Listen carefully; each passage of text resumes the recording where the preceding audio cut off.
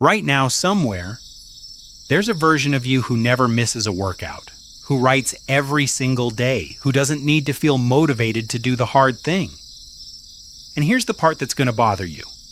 That version of you isn't smarter, richer, or more talented. They just stopped doing one thing you're still doing right now, relying on motivation to show up. If you've ever felt like everyone else got a different brain, one built for discipline, while you got the broken one, stay with me for the next few minutes. Because that's not true, and I can prove it to you. Most people think discipline is something you either have or you don't. Like height, like eye color, something fixed. And that belief alone is the reason so many people quit on themselves before they even start. The truth is, discipline isn't a personality trait. It's a byproduct of one mental shift, a shift almost nobody explains clearly. Once that shift happens, discipline stops feeling like a fight.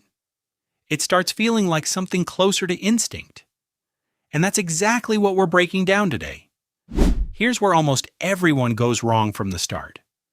We grow up thinking discipline means forcing yourself, gritting your teeth, powering through resistance with sheer force of will every single day forever. And under that definition, discipline is exhausting by design. It's you versus you, in a fight that never ends. But watch the people who actually live disciplined lives, the ones who train consistently, who build businesses, who write books one page at a time. They are not fighting themselves harder than you are. If anything, they're fighting less. What changed isn't their willpower. It's their relationship with the action itself. They stopped treating discipline as something they have to force, and started treating it as something they simply do because of who they've decided they are. That's the shift. And we're going to unpack exactly how that happens. Let's talk about motivation for a second, because it's the thing most people are quietly waiting for before they take action. They think, once I feel motivated, I'll start. Once I feel inspired, I'll be consistent. But motivation is a feeling, and feelings are unreliable by nature. They depend on sleep, mood, weather, how your day went, what you saw on your phone an hour ago. You cannot build a stable life on top of something that's unstable. This is why so many people start strong in January and disappear by February. They weren't lazy. They were running on a fuel source that was never built to last. The people who stayed consistent figured out something the rest of us were never taught. You don't need to feel like doing something in order to do it. Feeling and doing are two separate systems, and the moment you stop waiting for one to produce the other, everything changes. So if motivation isn't the engine, what is? It's identity. Not I'm trying to read more, but I'm someone who reads. Not I'm trying to eat better this month, but I'm someone who takes care of their body.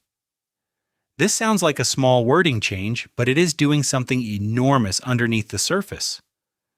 When an action is tied to a goal, every single day becomes a negotiation. Should I do this today? Do I have time? Am I in the mood? But when an action is tied to identity, the negotiation disappears. You don't talk yourself into brushing your teeth every morning. You don't debate whether today's the day you'll wear clothes. Those actions stopped being decisions a long time ago. They became part of who you are. That's what discipline looks like when it's working correctly. Not a daily battle, but a quiet, almost boring consistency.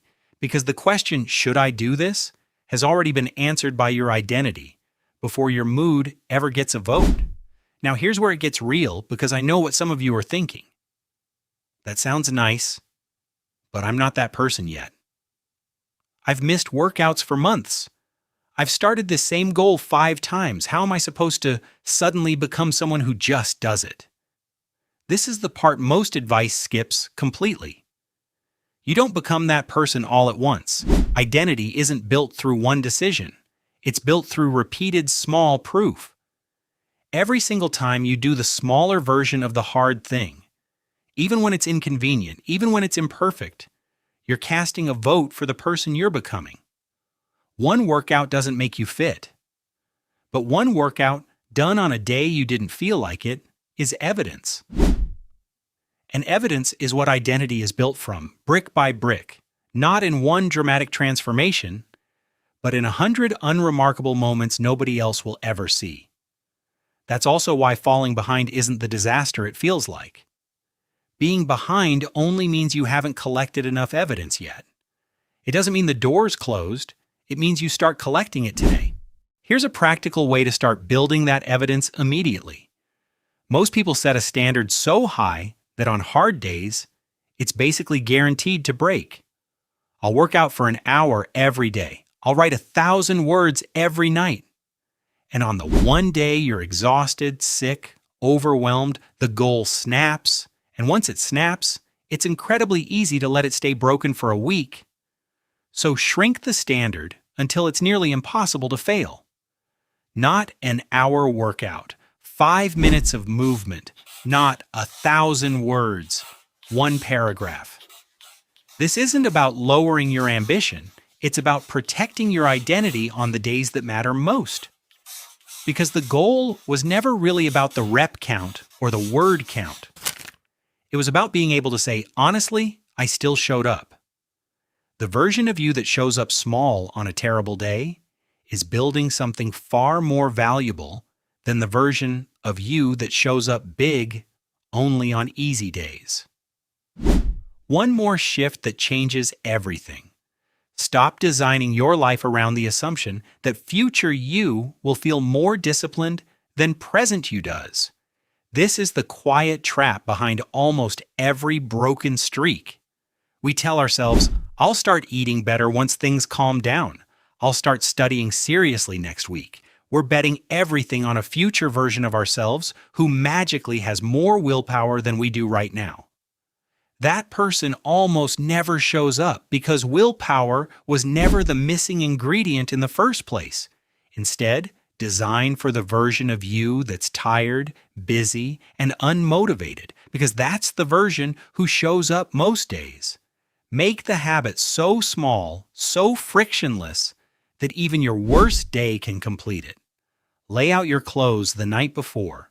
Keep the book on your pillow. Put the guitar where you'll trip over it. You're not waiting to become disciplined. You're quietly engineering your environment, so discipline barely has to be summoned at all.